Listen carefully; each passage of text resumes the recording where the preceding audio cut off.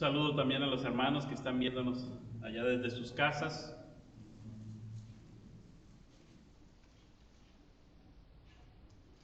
Vamos a continuar con nuestra serie sobre la gracia de Dios cuando nosotros fracasamos. Cómo Dios manifiesta su gracia a nuestras vidas cuando nosotros fallamos. Jueces nos deja esa idea, esa atmósfera de un pueblo que entra a la tierra prometida, pero fracasa vez tras vez. Y aún ahí se manifiesta la gracia de Dios. Se manifiesta la gracia de Dios llegando a salvarlos, llegando a restaurarlos, aún en medio de todas sus flaquezas y debilidades. Hoy, en este pasaje, vamos a ver cómo la gracia de Dios llega cuando somos derrotados, trayendo a nuestras vidas ciertas pausas. Yo sé que es difícil a veces hacer una pausa en la vida. Uno lleva un ritmo acelerado de vida, una rutina, una forma, piensa que ya le agarró ritmo a la vida y cómo deben de ser las cosas, y de repente llega una pausa que es traída definitivamente por el Señor con un propósito de que nosotros podamos reflexionar. Y así a través de la historia podemos ver que hay personas que van desarrollando su vida y de pronto hay una pausa. Dios le dice a Abraham: sacrifica a tu hijo. Espérame. Y tiene que hacer una pausa porque todo lo que había creído ahora se cuestiona y es de vida o muerte. O de repente todo parecía normal y Dios hace una pausa en la vida de Job y le dice: espérate. Y desaparecen sus hijos, sus camellos, y se queda con una sarna maligna en todo su cuerpo, tirado en la tierra, como ya ni siquiera un hombre que puede ponerse una camisa delante de sus amigos, sino que sus amigos lo visitan y lo ven en esa forma tan miserable, y hay una pausa en su vida.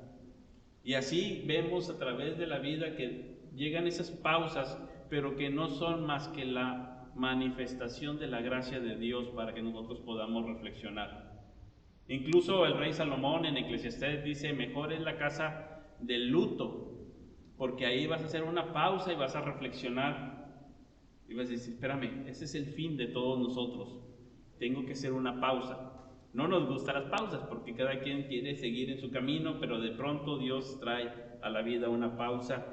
Y aquí en Jueces capítulo 2 vamos a ver, empieza con una muerte. Jueces capítulo 2 versículos 6 al 23 es la porción que vamos a leer. Empieza con la muerte de Josué y va a terminar hablando también de Josué. En este capítulo abre y cierra esta sección con Josué. Y ahí vamos a leer Jueces 2, 6. Dice la palabra del Señor: porque ya Josué había despedido al pueblo y los hijos de Israel se habían ido cada uno a su heredad para poseerla. Y el pueblo había servido a Jehová todo el tiempo de Josué y todo el tiempo de los ancianos que sobrevivieron a Josué, los cuales habían visto todas las grandes obras de Jehová que él había hecho por Israel. Pero murió Josué, hijo de Nun, siervo de Jehová, siendo de 110 años. Y lo sepultaron en su heredad, en Timnat Sera, en el monte de Efraín, al norte del monte de Gaz. Y toda aquella generación también fue reunida a sus padres, y se levantó después de ellos otra generación que no conocía a Jehová ni la obra que él había hecho por Israel. Después los hijos de Israel hicieron lo malo ante los ojos de Jehová y sirvieron a los Baales.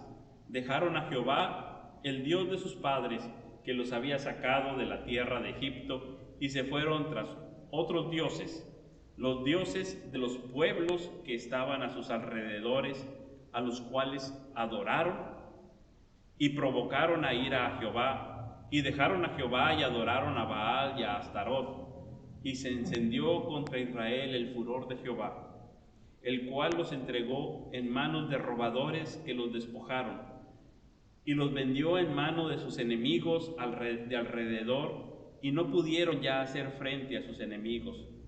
Por donde quiera que salían, la mano de Jehová estaba contra ellos, para mal, como Jehová había dicho. Y Jehová se lo había jurado y tuvieron gran aflicción.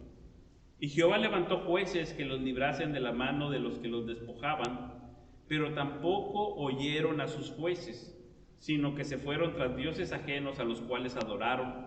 Se apartaron pronto del camino en que anduvieron sus padres, obedeciendo a los mandamientos de Jehová. Ellos no hicieron así. Y cuando Jehová les levantaba jueces, Jehová estaba con el juez y los libraba de mano de los enemigos todo el tiempo de aquel juez, porque Jehová era movido a misericordia por sus gemidos a causa de los que los oprimían y afligían. Mas acontecía que al morir el juez, ellos volvían atrás y se corrompían más que sus padres, siguiendo a dioses ajenos para servirles e inclinándose delante de ellos, y no se apartaban de sus obras ni de su obstinado camino.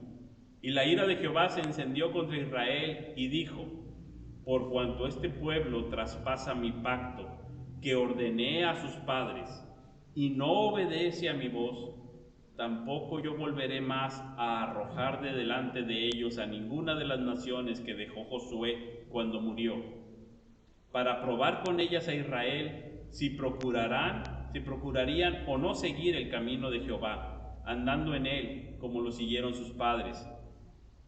Por esto dejó Jehová a aquellas naciones sin arrojarlas de una vez, y no las entregó en mano de Josué. Bien, esta es la palabra del Señor. Es la segunda introducción en el libro de Jueces. La primera introducción es algo histórica.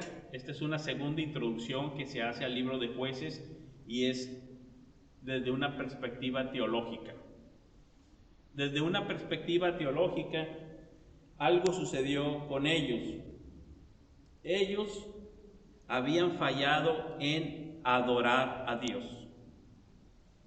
Desde el punto de vista teológico, la falla por la cual ellos habían sido derrotados delante de los enemigos y habían sufrido todos esos tiempos, todos esos años, no había sido por una falla política. No había sido porque ellos habían escogido mal el sistema político de izquierda o de derecha. No habían fallado en escoger su modelo económico. No habían fallado en reforzar sus ejércitos. No era una falla de salud. No era una falla en su sistema de salud ni en su sistema de cualquier otra secretaría que tenemos hoy en día. La falla era adoración. Observen cómo constantemente lo está diciendo. Por ejemplo, dice: hicieron lo malo, sirvieron a los Baales, dejaron a Jehová. Dice que a los ídolos adoraron y provocaron a ira a Jehová.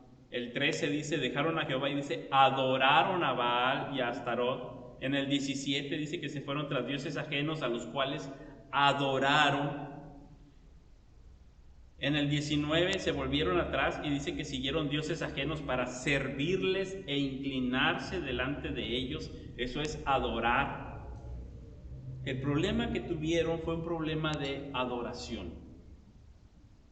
Llegó un momento en que la siguiente generación dejó de adorar a Dios, que se cansó de adorar a Dios, que pensó que había otras cosas que hacer y adoraron a los Baales.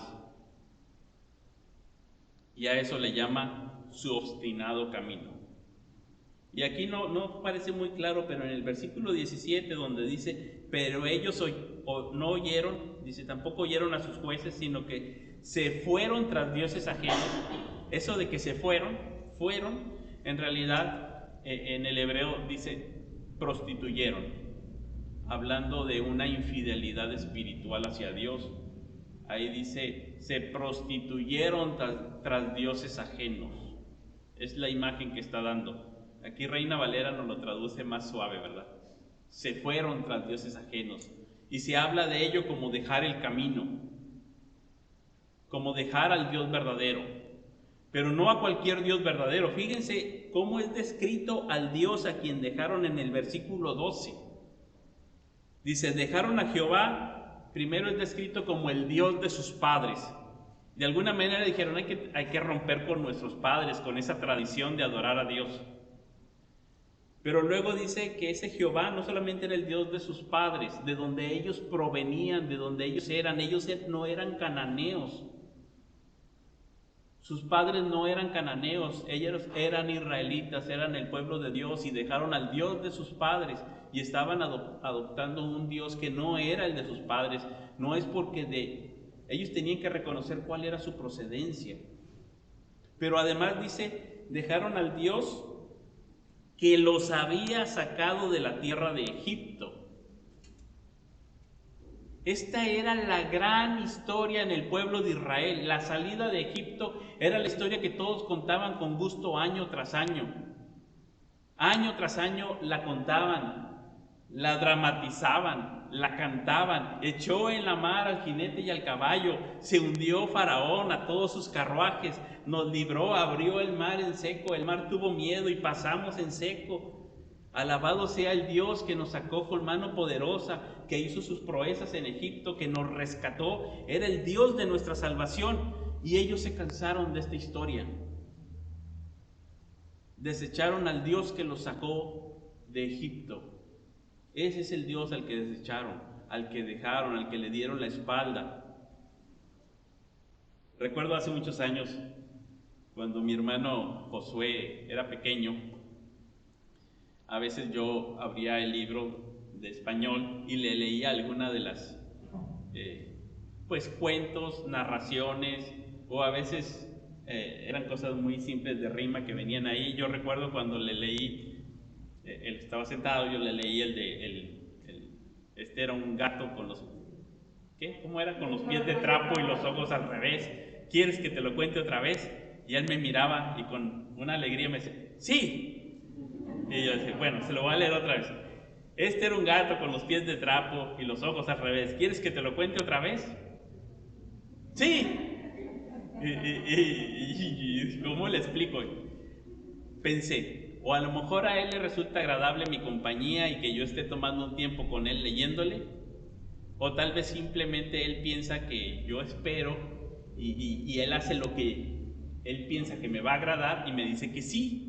Para no decirme que no, no defraudarme, entonces me dice que sí. Bueno, esa es una rima de niños. Pero aquí había una historia que cuando ellos decían, Dios nos sacó de Egipto, y celebraban la Pascua, y cuando ellos decían, ¿quieres que te la cuente otra vez? Ellos deberían decir, sí. Y el hijo menor en la familia decía, cuéntanos, ¿qué es lo que pasó allá? ¿Cómo Dios nos sacó de Egipto? Y hacían preguntas y estaban ensayadas y todos sabían que ese día todos iban a hacer las mismas preguntas y el padre de familia iba a contar la misma historia con todo el gozo y el disfrute, porque esa era no una historia, era la historia que definía cómo ellos vivían la vida, cómo percibían a Dios, cómo percibían todo en este mundo. Todo tenía sentido en esta vida gracias a la historia. Él es el Dios que nos sacó de Egipto y ahora todo tiene sentido. Y habitó entre nosotros, puso su tabernáculo. ¿Y ustedes se acuerdan cómo fueron en el desierto? La formación en el desierto, es maravillosa. Pone en el centro el tabernáculo, al oriente 4 tribus, al occidente 4 tribus, al norte 4 tribus, al sur 4 tribus. Todos acampaban alrededor del tabernáculo, todos acampaban alrededor de la presencia de Dios.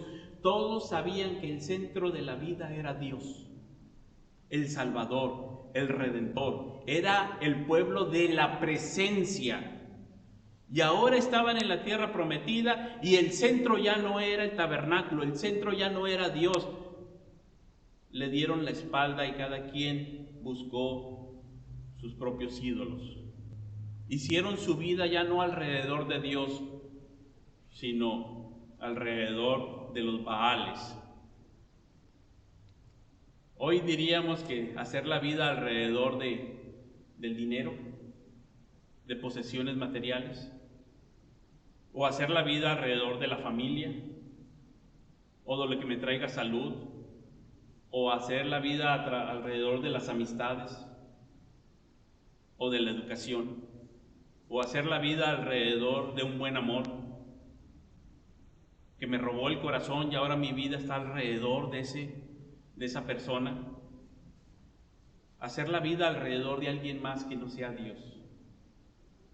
Ahora, todo esto está bien, pero alrededor de Dios. Y ellos habían quitado del centro a Dios. Se habían cansado de la gran historia y querían estas nuevas generaciones hacer su propia historia. Y eran puras historias de fracaso, de derrota, de sufrimiento, historias sin sentido, alejados de Dios. No había esa dirección ni ese rumbo. La adoración es muy importante en nuestra vida. Número 1, la adoración crea una atmósfera de redención. La adoración a Dios crea una atmósfera de redención y nos dice, este es el Redentor. Estamos a punto de celebrar Navidad. Y miren, teatralmente hablando, la Navidad, si lo queremos representar en una obra, es muy sencilla de actuar esa escena. Pones a Jesús en medio y todo alrededor. ¿Dónde pongo los ángeles? Alrededor de Jesús. ¿Dónde pongo los pastores? Alrededor de Jesús. ¿Dónde ponemos a José y a María? Alrededor de Jesús. ¿Dónde ponemos a los magos? Alrededor de Jesús.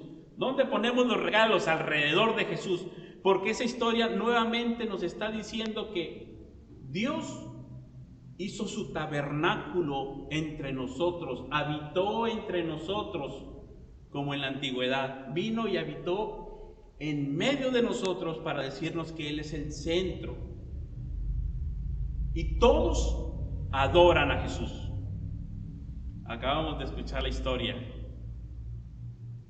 Zacarías adora. Elizabeth adora. María adora. Juan el Bautista desde el vientre de su madre adora. Simeón y Ana adoran. Los ángeles adoran. Los pastores adoran. Los magos desde el lejano oriente adoran. Gente sencilla, gente rica, adoran.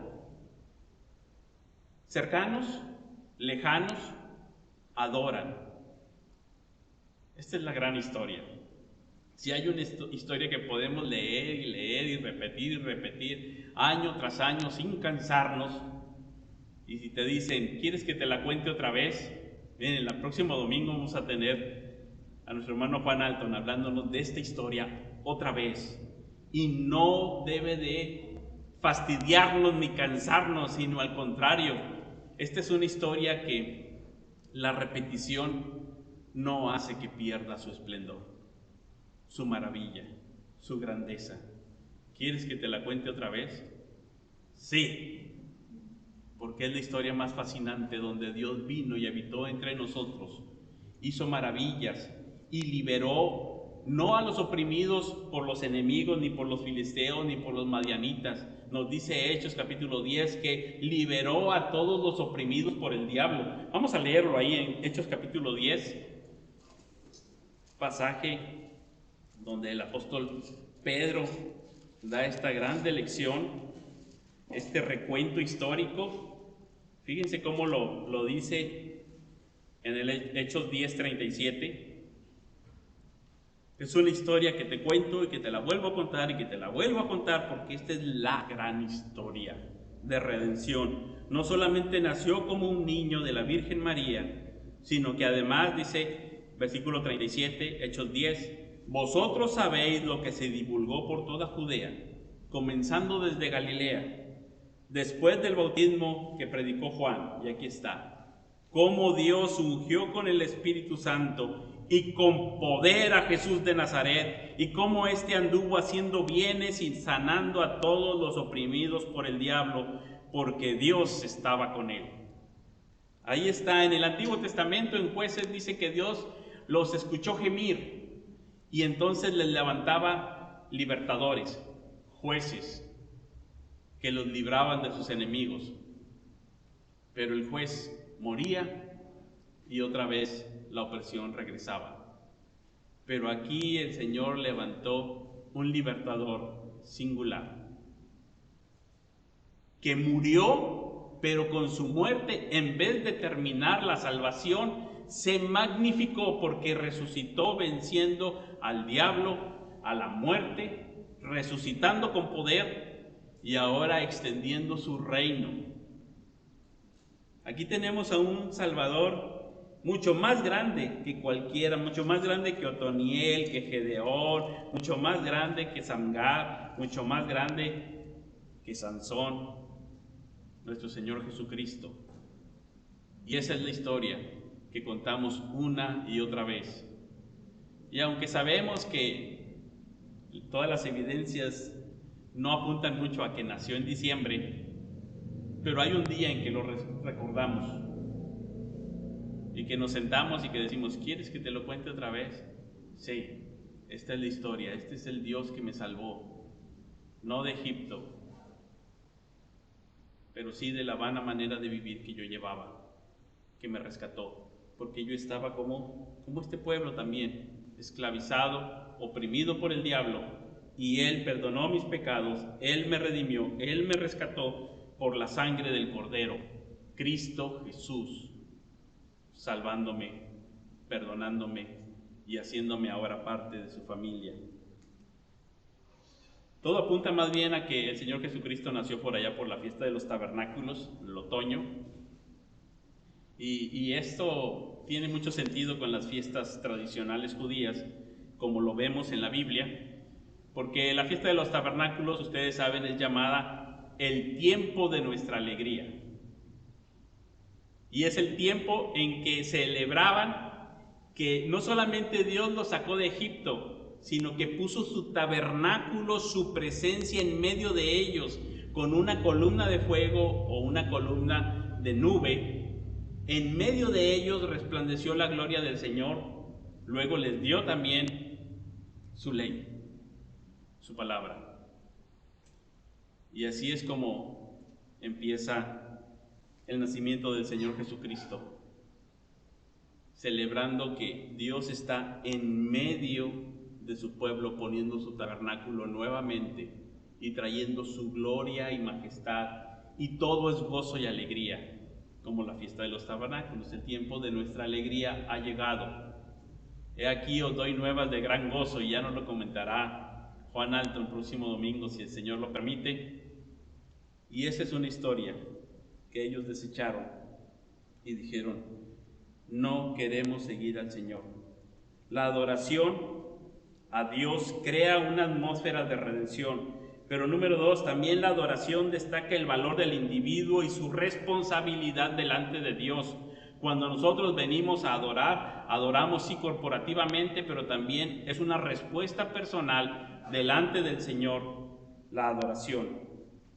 Ellos tenían el ejemplo de Josué, con una vida de adoración, respondiendo al Señor. Y ahí nos resalta primero, Josué había despedido al pueblo, todo el tiempo de Josué, los ancianos que sobrevivieron a Josué, murió Josué, y luego al final cierra con la mano de Josué, y estaba hablando como una persona como Josué asumió su responsabilidad delante de Dios y le adoró.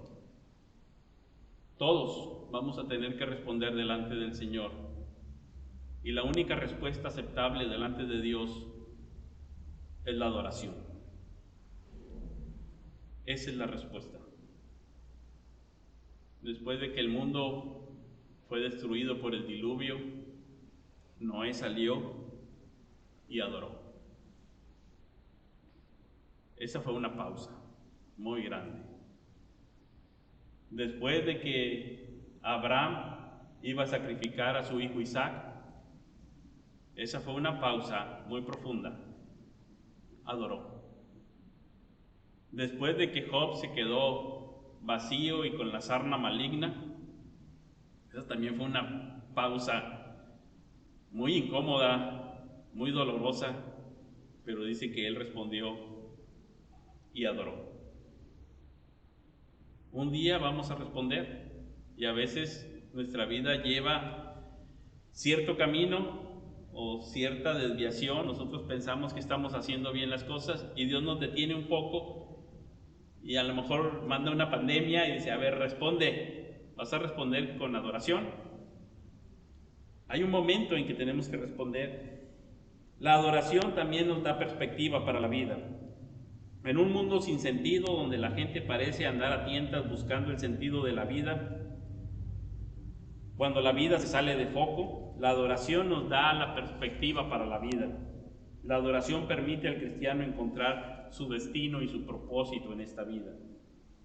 La adoración da ocasión al compañerismo, para que también juntos seamos mutuamente edificados y animados. La adoración educa. Esta generación dice que no conocía a Jehová y no quiso saber de sus obras. La adoración nos educa y nos dice el salmista, yo quiero estar en presencia del Señor para contemplar en su templo, para inquirir en su presencia, para ser transformado. Qué importante el estudio del jueves con nuestro hermano Eugenio.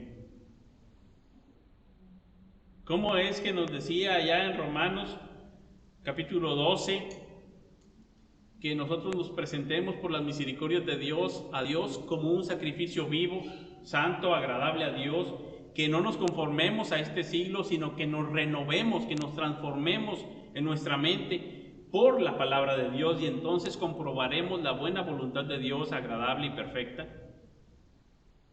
Y nosotros sabemos cómo es este presente siglo. Si nosotros nos vamos a capítulo 1, vamos a encontrar que la ira de Dios se revela desde el cielo contra aquellos que no se quieren renovar en la transformación de su mente, sino que más bien ocultan la verdad, la tapan, la ocultan, están en contra de la verdad y la ira de Dios se revela contra ellos. Ellos no quieren la verdad de Dios, la ocultan, profesando ser sabios, se hacen necios, tienen el entendimiento entenebrecido, no renovado, sino entenebrecido. Y así estábamos tú y yo. Y ahí en esa necedad y entenebrecimiento, profesando ser sabios, adoran a las criaturas antes que al Creador, el cual es bendito por los siglos. Eso es lo que hicieron en Jueces. Esta generación dijo, somos más sabios. Profesando ser sabios, dejaron al Dios verdadero y se fueron tras los Baales. Y entonces nos dice el apóstol Pablo en Romanos, Dios los entregó a la vanidad de su mente. Dios los entregó. Fíjense aquí, nos dice en Jueces capítulo 2,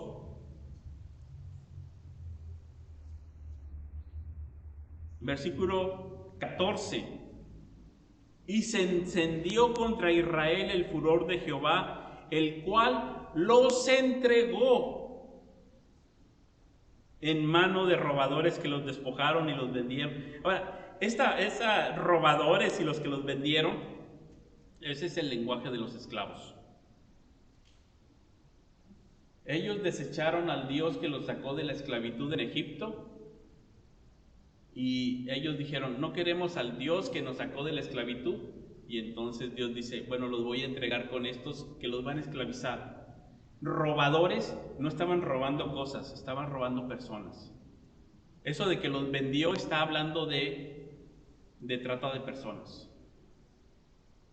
De pronto venían los enemigos y se llevaban a la hija de la familia y llegaba el soldado con su esposa. Mira lo que te traje. ¿Qué es? Es una panadera. Ella va a amasar y moler el trigo, amasar y hacer el pan. Y es como si fuera un electrodoméstico. Mira, te traje y ahora te traje la barredora y ahora te traje otro. Se los estaban robando y se robaban al muchacho de la familia y decía, este va a trabajar con los bueyes aquí en el campo.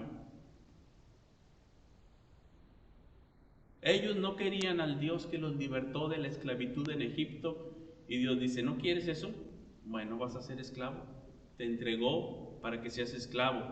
Robadores, gente que los vendió, fueron comprados sin dinero, se los llevaron como esclavos. Ese es el idioma que está usando aquí. No es nada más que se robaron mi coche, se robaron a mi hijo o a mi hija y ahora lo usan allá como esclavo. Ustedes van a recordar historias así, de repente van a ver que Naamán tenía por ahí una sirvienta que era una niña de los hebreos. Dice, ¿y esta qué está haciendo aquí? Solita, sin sus papás. Y la niña les dice, allá en mi tierra hay un profeta. Esa niña sabía historia, sabía la historia, pero se la habían robado. Estaba por allá como esclava entre los sirios. ¿Qué estaba haciendo tan lejos de su tierra? Una niña, como sirvienta de la esposa del general Naamán. Y así vamos a ver muchas historias que dices, ¿de dónde salió esta niña o este niño ahí? ¿Qué está haciendo este Daniel por acá en Babilonia? ¿Qué está haciendo? Y así hay muchas historias de esclavitud. Y Dios dice, no quieres que yo te liberte, yo te voy a entregar. Y es más o menos lo que nos está dibujando el apóstol Pablo en tiempo de los romanos. Fíjense cómo dice, no solamente desecharon a Dios, sí, dice Romanos 1:24, por lo cual también Dios los entregó a la inmundicia. Ahí está, los entregó. Y luego el 1:26 de Romanos 1, por esto Dios los entregó a pasiones desordenadas.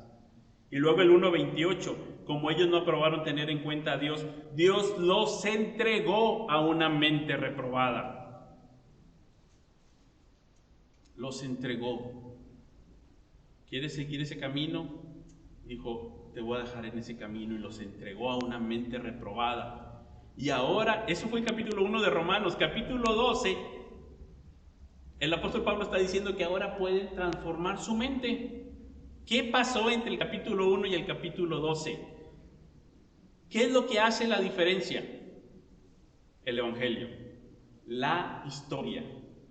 Porque en medio de eso nos dice que tú y yo y todos estamos igual en esa misma condición, destituidos de la gloria de Dios, de su presencia, y la paga de nuestro pecado es la muerte. Estamos bajo la ira de Dios, y lo único que nos salva es la obra de Jesucristo como nuestro Salvador, como aquel que es la propiciación por nuestros pecados, y por la fe en Jesucristo ahora nosotros podemos ser justificados, podemos ser reconciliados,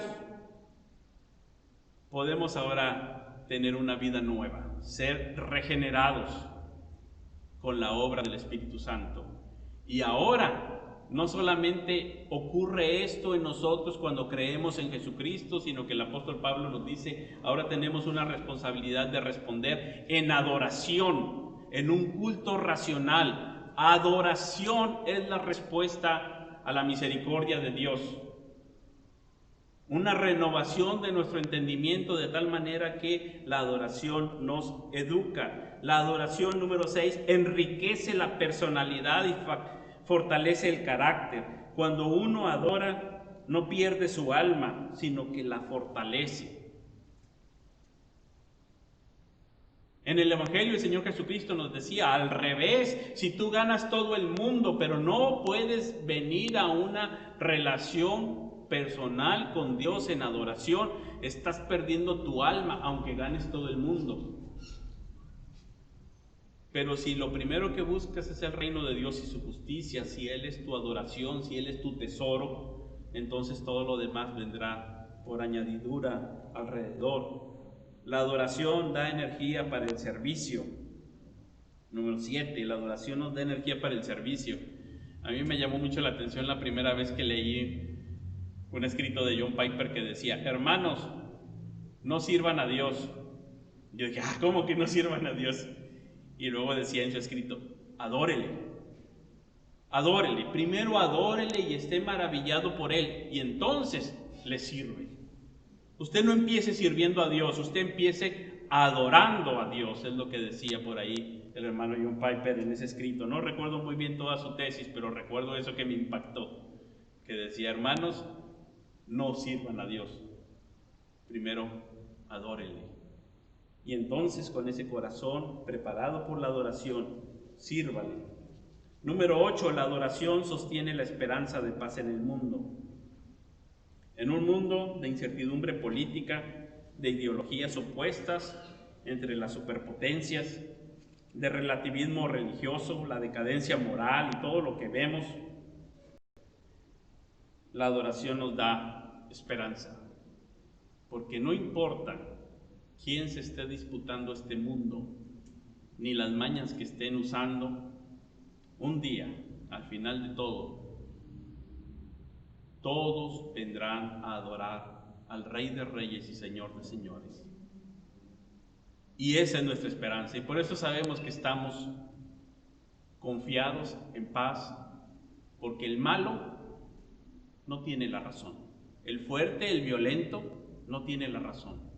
El sagaz, el astuto, el corrupto, no se va a salir con la suya para siempre. La adoración nos coloca exactamente en el lugar de la esperanza. Cuando nosotros podemos estar confundidos, pero espérame, es que aquí sucede esto, tú no sabes cómo es vivir aquí entre filisteos y madianitas y amorreos, es que tú no sabes cómo están las cosas. Pero mira, los Baales eran supuestos dioses regionales. Entonces por eso había muchos Baales. Hay un dios que era de esa región, el Baal de esa zona, el Baal de esta zona. Eran dioses para algunas cosas. ¿Sabes qué? Este es el dios especializado en la fertilidad de la tierra, pero este es el dios especializado en la fertilidad humana. Este es el dios especializado en dinero, y ya sabe cómo, si en Año Nuevo ustedes van a sacar las maletas a darle la vuelta a la manzana, o si se van a poner ropa de cierto color, un perfume o no sé qué, o atar, amarrar y deshacer. Hay un Dios que no es regional, que es el Señor del cielo y la tierra. Y a ese Dios es el que van a adorar todos. Y eso nos da esperanza, aun y cuando ahorita hay ídolos materiales como posesiones, familias, amistades, o ídolos intelectuales a los que les llamamos ideologías. Sabemos que hay un Dios verdadero por encima de todos, ante el cual todos se postrarán a adorar. Es tan claro que se trata de adoración que el mismo Herodes dijo, esto se trata de adoración, así que le dijo a los magos, cuando lo encuentren avísenme dónde está para que yo también vaya y le adore. Él sabía que se trataba de adoración, y él tenía razón para tener miedo, porque si ha llegado el Rey verdadero, se turbó con una grande turbación en su alma, porque él sabía que llegó el tiempo de rendir cuentas. Y él no había hecho bien las cosas y tenía que dar cuentas. Cuando llega el Rey, los reyes de este mundo, los gobernantes de este mundo, los poderosos de este mundo, saben que llega también su momento de rendir cuentas de su mayordomía, de qué han hecho con este mundo. Y aún nuestro presidente aquí en México, un día dará cuentas no al Senado, no a los ciudadanos. Nuestros gobernantes darán cuentas delante del Señor sobre su mayordomía. Todos. Por eso se turbó Herodes con gran turbación. Pero esos hombres siguieron un obstinado camino. Y Dios, aunque era un lento para la ira, dice que aun y cuando hubo ocasiones en que él mismo le salió en contra, esas son las palabras más duras, porque fíjense, Jueces 2:15, qué perspectiva tan dura para la vida. Jueces 2:15, qué cosa tan horrible. Por donde quiera que salían, la mano de Jehová, la mismísima mano de Jehová, estaba contra ellos para mal. Eso es horrible, ser enemigo de la cruz de Cristo. El apóstol Pablo decía, yo hubo un tiempo en que fui enemigo de la cruz de Cristo, y el Señor puso una pausa en mi camino y me detuvo. Porque esas pausas que Dios pone son manifestación de la gracia de Dios. Estamos fracasando y pone una pausa Y así le puso una pausa al apóstol Pablo en el camino y le dice: Saulo, Saulo, ¿por qué me persigues? Es horrible el poder pensar que a donde quiera que yo vaya, cualquier cosa que yo intente, la mano de Jehová está contra mí. Eso es lo peor. ¿Qué esperanza se tiene en esta vida si esa es la situación? ¿Y cómo haces que eso cambie? Si nuestro corazón está obstinado en rebeldía contra Dios y no quiere reflexionar ni volver. Lo único que puede hacer esa transformación es esta historia que llamamos el Evangelio. La obra de Cristo. Él es el único que gracias a su obra puede transformar nuestras vidas. La obra del Espíritu Santo, cuando se comparte el Evangelio, hace que nuestras vidas den un vuelco y entonces podamos convertirnos y reconciliarnos con Dios. Y entonces la buena mano de Dios está con nosotros. La buena mano de Dios está con nosotros. Y eso es lo que ellos necesitaban. Y Dios se venía a misericordia y dice que les levantaba un libertador, pero tampoco al libertador escuchaban. Y esa es la historia que vamos a ver en las siguientes. Eran tremendos, hasta al libertador le ponían sus peros y luego no lo escuchaban y lo desechaban, porque era una forma de expresar su rechazo hacia Dios. Pero ahí había la misericordia de Dios, levantándoles a un libertador. Y probando su corazón, trayéndoles otra vez al redil, trayéndoles otra vez como al hijo pródigo que también tiene su pausa para regresar. Este es un Dios glorioso, maravilloso, engrandecido en su salvación y que sin embargo es rechazado por el hombre. Ahora, este es un Dios que además les había dado algo muy bueno como era su ley.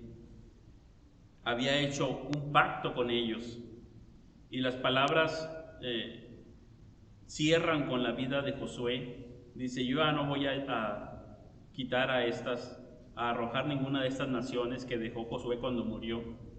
Y aquí hay un inicio y un cierre con Josué. Empieza diciendo: Josué murió, y luego dice: ya no voy a quitar estas naciones de cuando Josué murió. Y en medio está toda la tragedia del rechazo hacia Dios.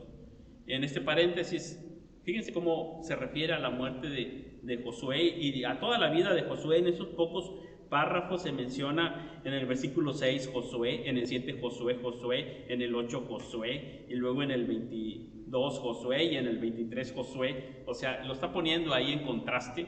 Y fíjense cómo se refiere a esa muerte de Josué en Jueces 2:8. Pero murió Josué, hijo de Nun. Primero, él no está despreciando a sus padres. Siervo de Jehová. Él no está sirviendo a los ídolos. Ahora, aquí se pudo haber puesto cualquier otra cosa. Murió Josué, capitán del ejército. O murió Josué, un hombre respetable. O murió Josué y otra frase. Pero se pone siervo de Jehová porque sus últimas palabras le dijo al pueblo: ustedes escojan a quién van a servir, pero yo y mi casa serviremos a Jehová. Ustedes escojan si van a servir a los dioses en Egipto o a los dioses cananeos, o antes de Egipto cuando Abraham vivía en Ur de los Caldeos. Ustedes escojan a quién van a servir, pero yo y mi casa serviremos a Jehová. Y el pueblo, ustedes recordarán, si no lean ahí Josué 24, el pueblo respondió: serviremos a Jehová.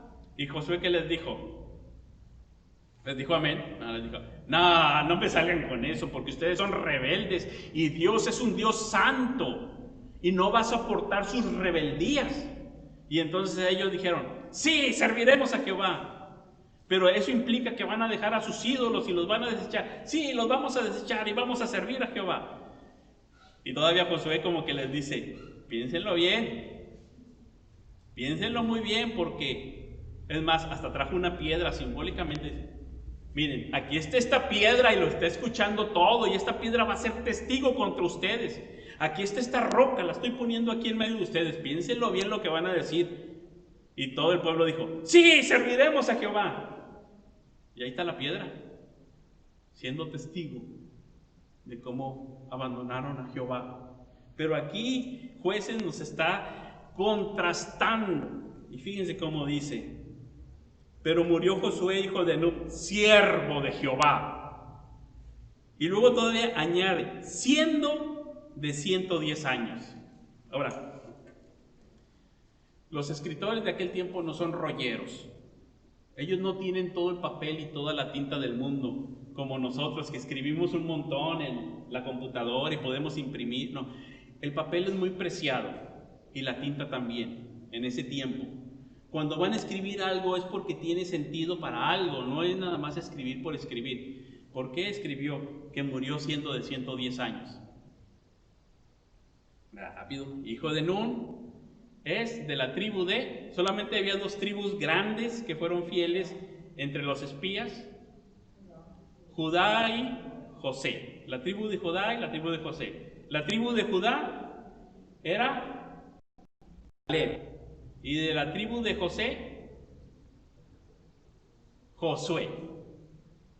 Y José, el patriarca, murió a la edad de 110 años. José había sido un patriarca que bendijo a muchos y que salvó a la nación de Egipto y a todos sus alrededores, que fue usado por Dios para ello. Y entre los egipcios y entre los israelitas quedó la muerte a los 110 años como la muerte perfecta.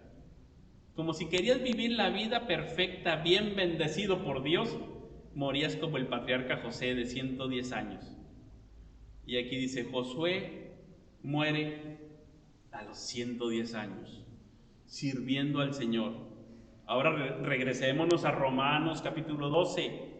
Porque entonces, renovándolos en el entendimiento de vuestra mente, viviréis una vida donde van a comprobar cuál es la buena voluntad de Dios, agradable y perfecta.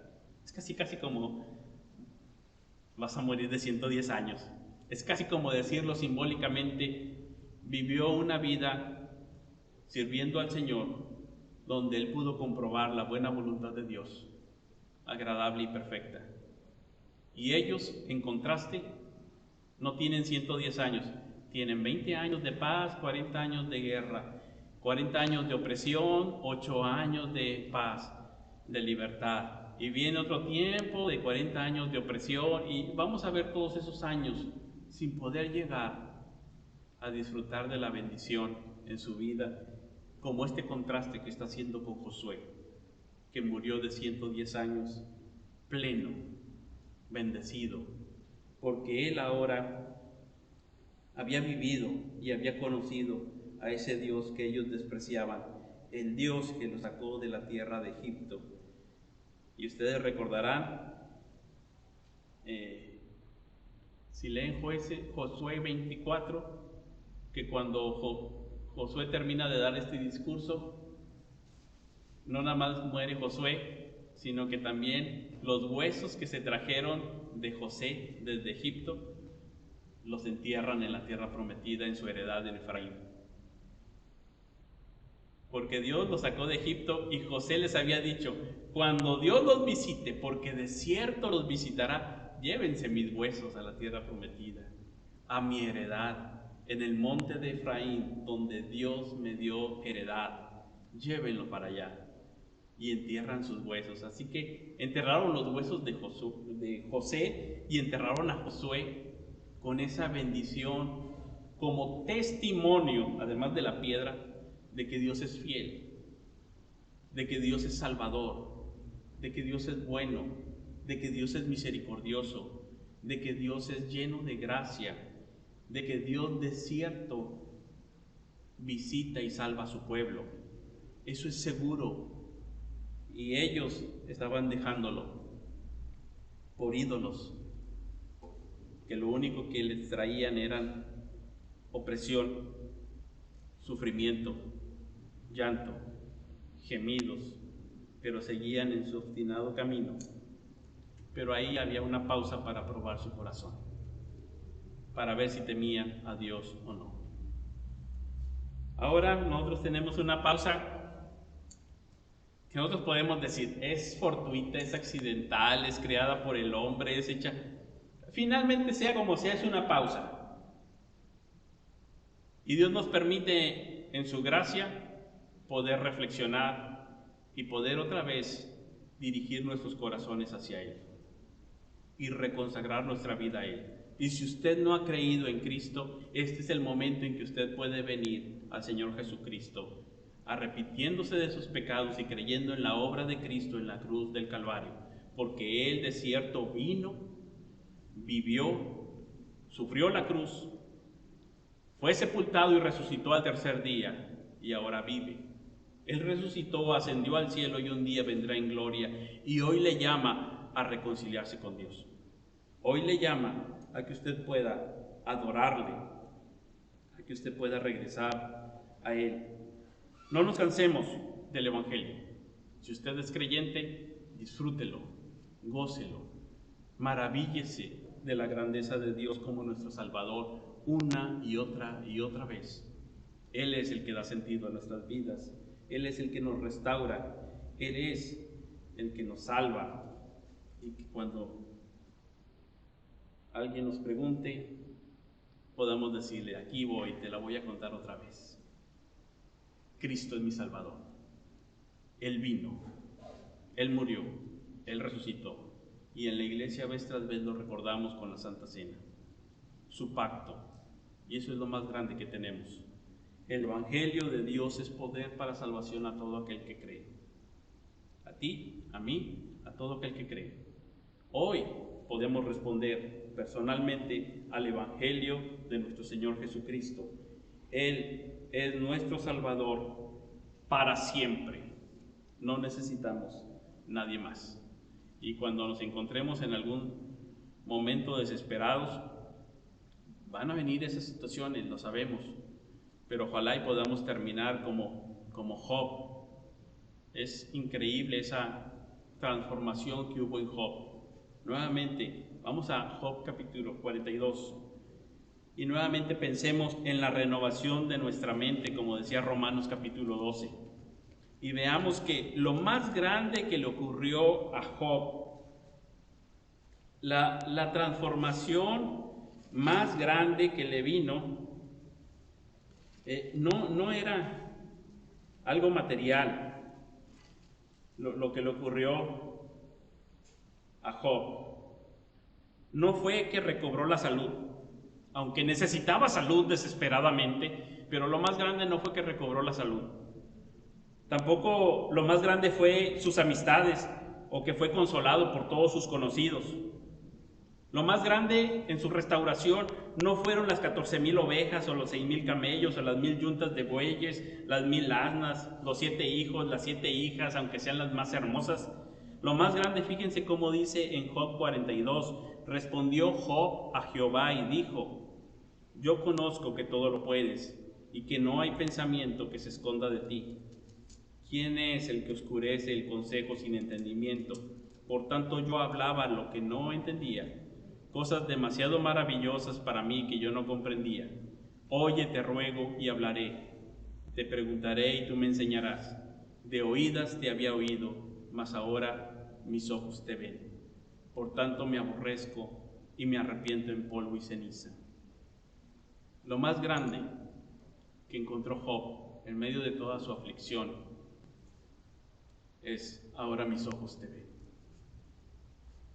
Y eso es adoración. Eso es transformación de su mente, una renovación del entendimiento. Eso es ser alumbrados los ojos de nuestro entendimiento, como veíamos en las oraciones del apóstol Pablo por la iglesia.